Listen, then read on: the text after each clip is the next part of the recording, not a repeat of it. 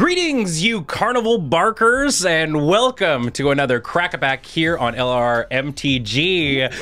We got a special one. Mark Rosewater's in the house. Hello. I'm Ben Ulmer, and we are going to be cracking open a pack of Unfinity. Collector Edition. Collector Edition. We're going to get some super snazzy cards, and I feel like we have one of like the maestros to really talk about each of these cards. I led the exploratory design. Yeah. I led the vision design. Yeah. I led the set design. I worked doing the card concepting. I worked on the names and flavor text. Marketing. I did I was involved in every aspect of this. So I know as much as any human being on the planet about this product. For example, on the cover. This is Ambassador Blorpy Blorpoop. Such a good name. So what happened was I was on the naming team. Yeah. And I just named it. I came up with that name and I fell in love with the name. Before the card was even like made? The card had been made. Originally he was like Ambassador Beepo or something. What's his name? Bachelor Beepo. Yeah, that was like his place-up thing. Yeah. And so we were trying to actually name him. As a comedy writer from long ago, I knew that somewhere in the set we wanted just a long name that was just as silly as we can make it, as long as we can make it. That still fit within like the confines, yeah, just barely. And so I just came up, literally just, I don't know where it came from, Ambassador Blorpy Blorpoop, that was the name, and I just fell in love with it. And Ari Zorolnik, who was the name and flavor text person, I went to go pitch him, like I wanted to sell him on it, and he's like, oh no, you had me at Ambassador Blorpy Blorpoop. Yeah, you don't need to do anything else. I'm there exactly. And then we slammed it, done, we're done. I love that this card is going to be eternal too. So you're going to be sitting in Commander, and somebody's going to be like, I'm playing so and so. They're gonna be like, I'm playing Ambassador Blorpity Blorp. Blorpity Bloop. Blorpity Blorpoop. All right. Okay. Let's see if the story. We haven't even opened the pack yet. Yes. What kind of stories we got? Yeah. All right. Okay, well, we'll see what goes. Now. Okay. Dun, dun, dun. Oh, I mean, we're opening a collector's booster too. You and I were talking about the foil lands. We'll get to the galaxy. Okay, so first, pretty. Out of the back, the balloon. Ooh, our 1/1 flyer. And of the back, it is a clown robot. Ooh, which one? Oh, this is the one with the big whistle. So we balloons and clown robots. We knew we needed to do clowns because it's a circus, but we didn't want clowns to be creepy. Yes. The problem is, the last like 5 years, whoever the PR guy is for clowns, terrible, doing a horrible job. Yeah. The one guy we hired, we need brand new gentlemen working over there. So we said, okay, how can we do clowns in a way that would be like fun but not creepy? Yeah. Okay, and Dawn, our art director, Dawn Mirren, came up with the idea of what if they were robots? Tiny little trash can robots. And the idea is that each robot in the set, most of which are clowns, a few of them are, but each robot does one thing. They have one function. Right. So like, for example, let's say you're a pie-throwing robot. You're a clown, but you throw pies. That's all you do. Now, you're really good at it, and you're maximized to throw pies, and you throw pies really well, but that's all you do. Well, I was talking, because I was talking to Graham about it, and there's it's the ticket punching robot, and the flavor text on it is a Punchy was programmed to enjoy two things: punching tickets and love punching tickets. Yes. The Punchy on the I think it's what's it called? Done for the Day is You're right. Yeah. And there's a little robot, and we spent so much time trying to understand who Punchy was and what Punchy's name was. See, we're talking about cards that aren't even here. Yeah, right. Okay, so we're never gonna get through this pack. And we just decided all robots should shout at you, and so in the set, all robots just shout at you. Yeah. Okay. Like the maximum, and you know the voice that they're doing it in too. You know the robot. You've got it in your head. Okay, flip side, the balloon. We wanted a flying creature, and we wanted something that was the carnival. Yeah, like within the theme of the set. And we knew that we wanted to have one of the attractions would be a balloon peddler, right? Sure. One of the attractions make balloons, and so like, it kind of all came together. We're like, we need a flying creature, we need balloons, and then one day we're like, what if it's just a balloon? I'm gonna die to a balloon. I'm gonna play this set, and a balloon is gonna slowly bludgeon me to death. And to show that we were kids once, we made it a red balloon because we've all watched The Red Balloon, which is like a classic children's video from France, I think. But anyway, so it's because of that. That's why it's a red balloon. You're gonna get killed by 99 of them. Okay. All right, what do we got? Plot armor. Ooh. Okay, so plot armor, the big thing about plot armor was we had this mechanic very early. The Eternal thing came much later. Right. So early on, it's just an unset making weird just doing as goofy as you can. And I'm like, okay, I needed an aura. I wanted green that has aura normally. I'm like, okay, what's a weird thing we can put in an aura that was simple? It was a common. And then I hadn't done anything with flavor text yet. I'm like, well, okay, what if only things with flavor text can block it? And okay, that was fun, and it was very clean. But the problem was, what do you name it? Like, what is the name for it?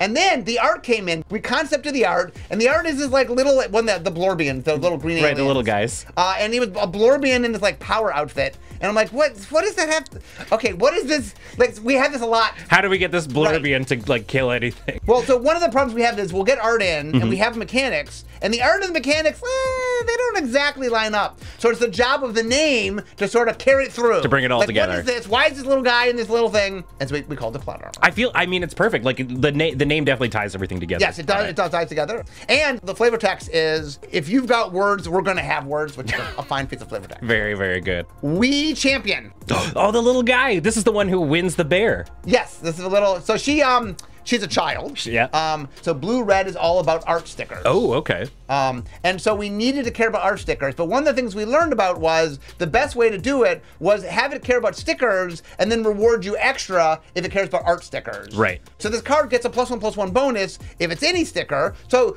you can put it in other decks with other sticker strategies. Yeah, you can splash for it. Or, right. Yeah. But if you're playing the blue-red art sticker deck, then it gets better because it's a +1/+1 counter. Right. There we go. We champion. Super cute. All right, what do we got up next? Next, Circuits Act. Oh. Okay, there's a piece of flavor text that is on another card about how if you juggle things and you miss one, it's a misdemeanor or something. It's juggling as long as you keep them in the air, but if you ever drop one, then it's a crime. Right, yeah. I forget what card has that. That was originally on this card. Oh, okay. If you look at the card, there's these robots, but one of the things they're juggling is a little baby.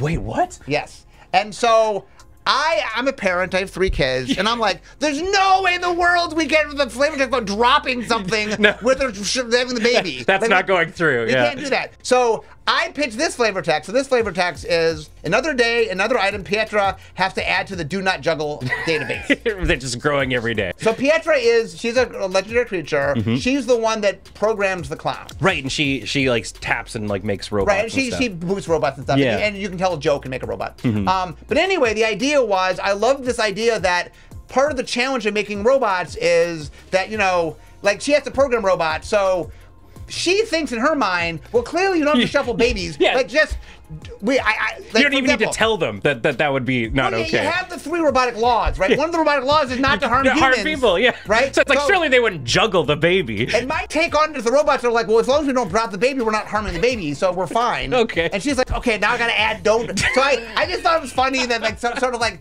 that's the struggle is she has these robots and you think they would understand things, but they're robots, so they don't. From a logical standpoint, I can see where they're coming from. I'm on their team a little bit, but so I said to Ari, we can't have that flavor text card. We moved it to another card, right? And then we put this on, which I thought was very funny and shows Pietra. Yeah. So. All right. What do we got next? Oh, the other thing, by the way, sorry. Oh, no. Tell me more. Mechanically speaking, we did this neat thing with die rolling we hadn't done before. This is like a cool card. One of the things we were looking at is how can we do die rolling a little bit differently? So the sort of base level die rolling is I roll a die and then it's a variable thing depending on what I roll. Right. But the cool thing about this card is it says, is there another way to care about the dynamic of dice rolling? And this card says, oh, I don't want to repeat myself. So if I roll 3 dice and I roll the same number, that's bad. But if I throw 3 dice and they're different, that's good. While thematically still kind of feeling like a juggling sort of act. Yeah. Well, the reason we wanted to have 3 dice is you juggle 3. Yeah, right? yeah. So next up, Rad Rascal. Oh, what does this guy do? So Rad Rascal is, he opens attractions. Oh, okay. So one of the things we decided was that we wanted the employees to be the ones that open the attractions because they work for the park. Right. So all attraction openers are employees. We ended up making all sticker cards performers. And then all employees are attraction. I never realized that. I was going through. Okay. Yeah. So the Rad Rascal, the idea is, so early on, when we first made the set, we came up with 4 characters during the world push. Okay. One of those characters was Devil K. Neville. Right, this is the flippy man. Right, it was a daredevil that was literally a devil. We thought that was funny. Yeah. He's literally a devil. And the idea was that we wanted him showing up in the set, not just, I mean, he's a card, but also like, hey, he's a big deal at the thing. So this is Devil K. Neville's scooter rental. Oh! Right? And so the joke is, well, like, he jumps his motorcycle over things, so we thought it was funny that, like, the scooter rental is branded as Devil K. Neville. Although, like, the flavor text is sort of like, well, be like Devil K. Neville, but don't actually do not jump. Please do not jump over anything. Okay, next, Trapeze Artist. Ooh, what's this one? So trapeze artist is a 2-1 flyer, but you have to drop it from the height of like a foot or something. Oh, another drop and card. then you have to drop it face up, or else he goes back to your hand. Oh, okay. So we joked about him. He's not that half the time he falls, but you know he looks good falling. The flavor text is how he falls a lot, but he looks good falling. So this card is based on. There's a card. What was it called? Orcish Paratroopers in Unhinged, I want to say. Okay.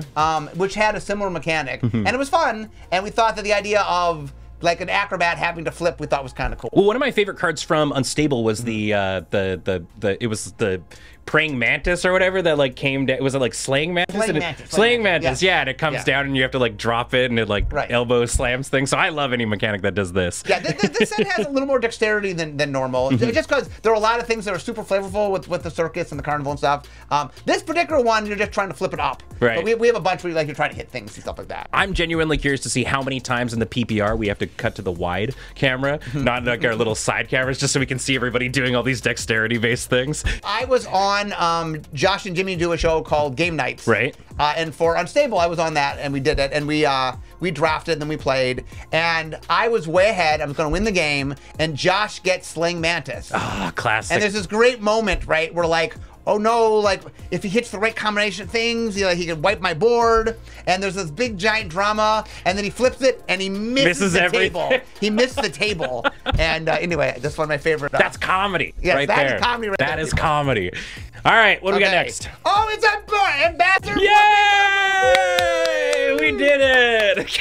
Okay, so I will talk about different aspects. Great. Tell us more about the blurb. Blue-green, the draft strategy of blue-green is power, toughness, sticker matter. Right. I've seen some big ones, too. You might want to say, doesn't it already matter? Yeah. But we did want to have, this is the build around, like in Uncommon, there's a legendary cycle of gold uncommons that are the signposts, we call them, that are sort of saying, hey, if you're going to draft, this is what we want to do. So Ambassador Blurpoop is all about power toughness. The big guys. So his big shtick is that he has the power toughness of the combination of all your power toughness stickers. All together? Yes. So every time you attack, you look at all the stickers. And here's a little rules knowledge. So if you put a sticker on, and then you put another sticker, you cover up the first sticker because you can only have one power toughness sticker at a time. Right. But Ambassador Blurpoop, he looks at all of them. So even if they're covered, he'll copy all the stickers, even a covered sticker. Really? Yes. I had no idea. Yes. Oh my gosh. So anyway, he's very good. He doesn't have trample, does he? He does not have trample. Oh, I guess, but there's trample. But he gives you stickers, and there are trample. You can get sticker. You can trample sticker. Somebody's gonna get blurped on. Yep. Okay. Next up, Squirrel Stack. Ooh. Okay, this is our first attraction. Our first attraction. Okay, so we divided the attraction into 3 categories. One of what we called rides, one of which we called stands or shops, and then one we called games. And so the idea was the rides kind of do almost anything. The stands usually get you a resource of some kind. You're getting something you can use. And then the games, you play a little mini game, and if you win the mini game, you get a prize. Right. I like this one because if I recall, this is the one where you stack the dice, right? This is what I do at every game of D&D. When I'm like, as I'm listening and like paying attention, it's like you just sort of, you're listening to your DM and you're stacking the dice as it goes along. But this gives you a time limit, doesn't it? It does. Yeah. Oh. 5 seconds. 5 seconds? Yes. Mark, 5 seconds? So here's where this came from. So we made a product called Unsanctioned. Yeah. That was like an unbox set. And Chris Mooney, my strong second on this set, they made a card called Boom Stacker, where you have to stack dice. And it was very fun, and I always felt bad that that wasn't in a draftable set, because I think it's a super fun mechanic. So when we were making this, we decided to make a dice stacking mini game. Anyway, and then we decided that we wanted you to get tokens, right? So if you stack over a certain amount, you get tokens. Right. I think the 5th one up, for every 5th, like the first 4 don't count, but everyone past that you get a token. You can stack 4 dice in 5 seconds. That's baby mode. We need the high ones. And so one of the challenges of this particular card, like a lot of the games, all the rides and the shops and stands were just top down. Oh, it's a roller coaster. Well, let's act like a roller coaster. Oh, it's the concession stand. We'll get food, whatever. So all those were very straightforward. The problem with the games was, wherever we could, we're like, oh, well, okay, we'll make Push Your Luck the ladder climbing game. And some of them, like Trivia Contest or Scavenger Hunt, like, okay, maybe you could do that, at a park. This one was tricky because, like, when you're stacking things, what do you stack? I mean, we looked at games, and there wasn't really a stacking game that made sense. And you were getting these tokens, right? We only had so many 1/1 tokens, and one of the 1/1 tokens we had in the set were squirrels. Yep. Because it's an unset. It's a classic. A classic of the genre. So we said, well, what are you stacking, and why are you getting squirrels? And we said, okay, we're gonna lean in. If you go to Myra's magnificent intergalactic Auditorium of Fun, you get to stack. You can stack squirrels. I love that you made the game first, and then you're like, now what are they actually stacking in this universe? So there wasn't room for flavor text. Right. But my favorite piece of flavor text that we couldn't use was 3, 2, 1, stack that squirrel. America's favorite game show. Next up. Celebrate 1,000! Ooh! So this card was designed by George Fan. Okay. So people might know him. He was the designer of the Plants vs. Zombies. Right, okay. And many other great games, but that's probably his most famous game. And he came to work for Wizards for a year. The real quick story of that is George told me he had entered the Great Designer Search 3 because he wanted to work at Wizards for 6 months. He thought it'd be fun. But he got knocked out by the multiple choice test. And I said, George, there's other ways to get a job at Wizards other than winning the Great Designer Search. We originally signed him up for 6 months, and he had so much fun. He stayed for a year. And while he was there, he was on the Exploratory and Vision Design team. George made this card. The only thing that changed on this card was originally it did 6 different things. So they're all keywords originally, and they're still keywords. But we wanted to do +1/+1, and we moved around the keywords.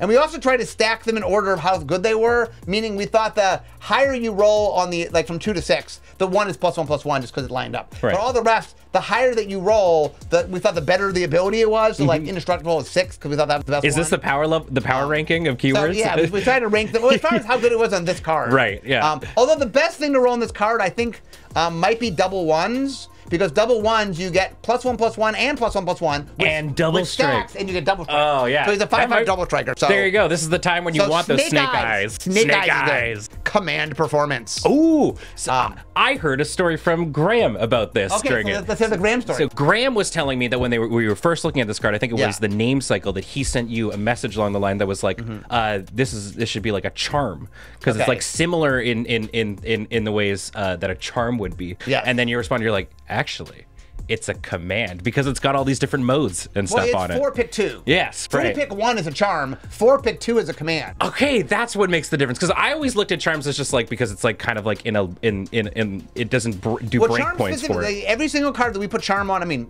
minus early weird things. Yeah. Everything we meant to be a charm is 3 choices, pick 1. It's always 3 choices, pick 1. So this is a common command. I believe it's the first ever common command. Yeah. And the cool thing about this is the way Magic works when you do modes is you go in the order that they happen. So we were very careful of the order. So first you open an attraction, then you can visit an attraction, then you get tickets, then you can place a sticker. So the reason this card existed was we needed something that was just generally useful. So no matter what strategy you went to, because blue kind of straddles attractions and stickers, and we just needed something in blue common that did that. And then we came up with this idea, and then we got the name for a command. So anyway, I'd be picking this a lot. Command performance. Yeah, there you go. Centaur of Attention. Ooh, all right, we're in the rares. Let's go. Okay, so we knew we wanted this card very early. So basically, imagine a game where you rolled 5 dice, and the goal of the game was to get all the dice to match. Imagine if such a game existed. Who could play this game? I was inspired by other dice games since we were making dice game cards, and I wanted to make a card inspired by one of my favorite dice games. And anyway, so basically that's what it was. It's could this be a card? And so the reason we put it in green is green is the color that most likes in this set to roll lots of dice. It doesn't care necessarily even what is on those dice. It just wants to go. The reason this card is very good. I mean, it's a fun card, and you can get it to be an 8/8. But and that's fun. But the reason this is extra good in this set is it can roll 5 dice every turn. And there's many cards in the set that getting to roll 5 dice is very, very powerful. Yeah. So the reason, if you're playing a dice strategy, red-green is roll lots of dice, and black-red is roll high. You want this card. If you have a die rolling thing in your deck, this card is really good. And you know what? Don't care how big it is, keep rolling all the dice. Yeah, just keep going. Ambassador Blurby Blurb! Yeah, the double! He's on the package. He's got the normal thing. He's got the special thing. So, all right, now you need to tell me a third Ambassador Blurby Blurb story. Most people... James is over Most people would be in trouble, but not me. Because I get to talk about... 3 stories. The Booster Fun treatment. Ooh, okay. So what happened was we do Booster Fun, and the idea is we want to do something that's a little bit different.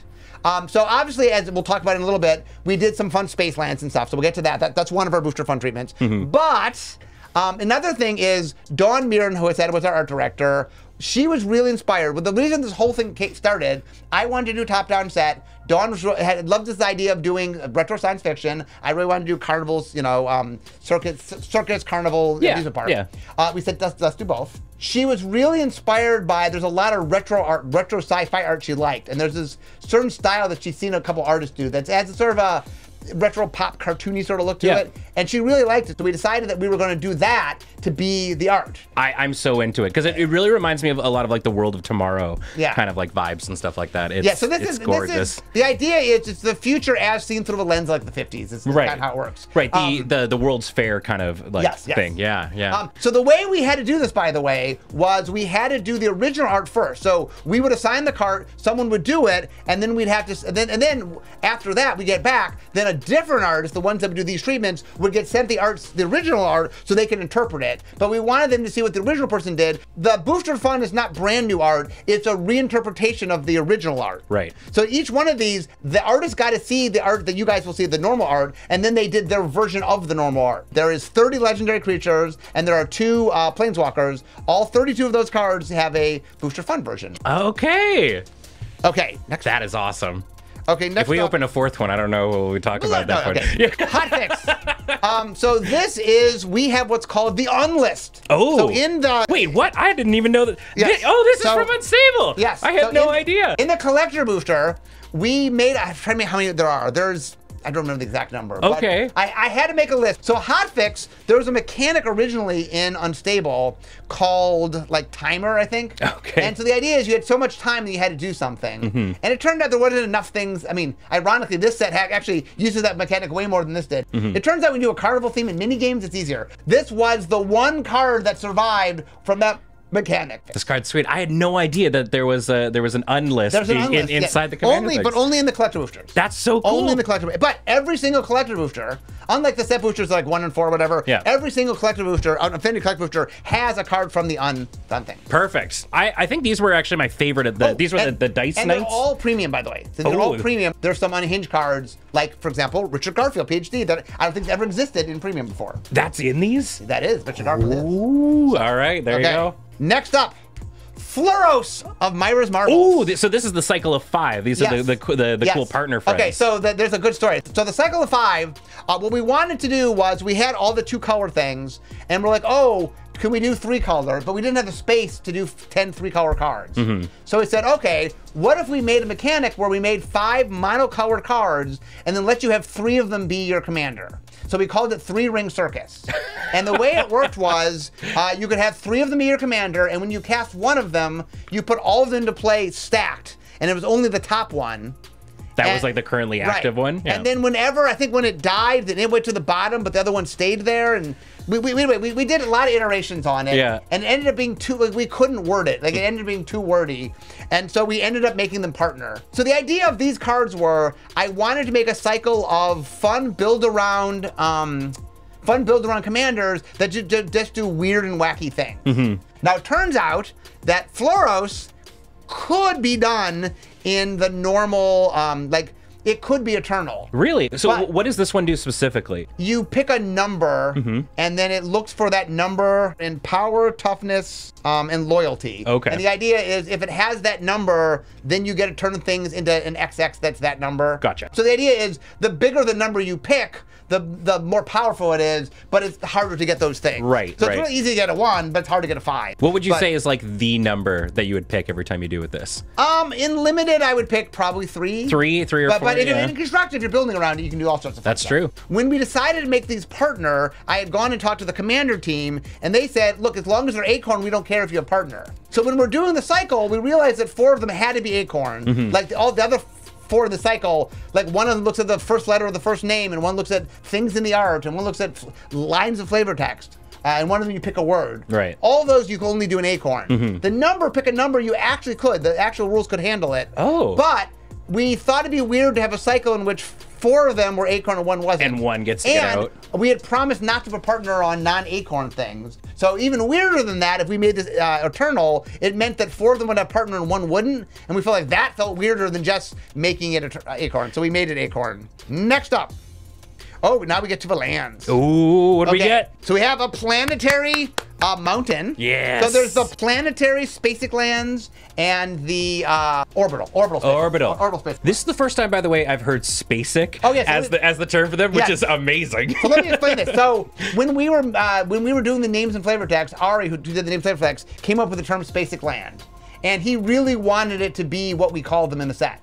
So last summer, I went and did a video where I dressed up like an astronaut and I introduced Unfinity. Yeah. So in the video, I just called them Spacek lands. I'm like, well, they're calling them now. Yeah, there you go. I just you get to put the first forward, and then everyone has to do it. So I called them Spacek lands, and everyone's like, I guess these are Spacek lands. That's it now. There's a cycle of them that are on the ground, what we call the planetary Spacek lands, and there's a cycle that is up in space, we call the orbital Spacek lands. So I think like roughly like 3 out of 4 times you get that planetary, and 1 out of 4.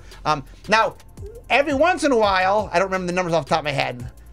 1 out of 24 is my guess, but the editor after the fact will put the correct percentages. I think it's 1 out of 24, but I might be off. It's a space Shockland. Right. So we have space Shocklands. Yes. So if you buy a box, it's the buy box and the buy box. Yeah, we got a Sacred Foundry. Yes. They're super beautiful. Oh, they're so very nice. They're very pretty. I believe in the collector's booth, one of them is always foil. So you always get foil. The other one is always Galaxy foil. Ooh, look at that plane. So I mean, maybe 2 years ago, we had some people internally who, like our production people, came and said, you know, I understand Magic does foils, and that's nice and everything, but you understand there's lots and lots and there's lots and so lots, many kind of foiling processes. And like Magic does like 1. There's like infinite, and we do 1. And they said, we would really like to experiment and do more foil treatments. So one of the foil treatments is called a Galaxy foil. The reason is it looks like space. It's so nice. Somebody somewhere said, perhaps the space set would be the one where we try the space foiling process. There we go. So it looks really awesome. It's hard. I mean, you literally have to see them. It's hard to describe them. But the orbital lands, which literally are in space with the space foil, look. I mean, it's so nice. I think the orbital mountain might be like my new favorite basic of all time. It is. They're very pretty. So nice. And that, my friends, that is a spicy pack. It's a spicy pack. What would you pick as your first card if you were drafting this? If I was drafting this, let's see. If you practice Squirrel Stack, you can get a lot of squirrels off it. If you practice it. How? Dare I ask how many you've gotten? Our best, not me. My best is 8. Our best in playtest was 9. That's still really good. 9. Yeah, 9. But for example, if you practice and you can get 3, 4, 5, like getting 3, 4 squirrels is really good. I want to see one of those cup stackers. I will say, Ambassador Blorpy Blorpoop, he's very, very good. He's literally the best thing in that strategy. Okay. And in fact, if you pick him first, it might table, and you get the second one. Blorpity so blorps. That's probably the correct. From this pack, you probably take, first of all, take the fancy one. Fun one. Yeah. There's a good chance that no one else will take him, and if you don't see him, then someone else is in your collars, and so you can worry that's about a good signal. Thank you so much. I've learned so much about this set and just like Magic design in general. This was so great, and thank you everybody so much for watching. I'm supposed to have a sign off here. Do you remember what it is, James?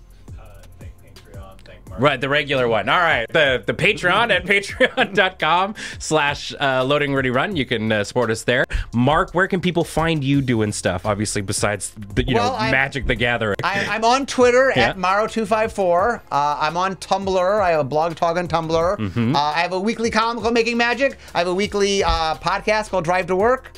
On my blog, answer questions every day. And I don't know, I'm around. He's around. and if anything, you're going to learn so many things by checking all those out.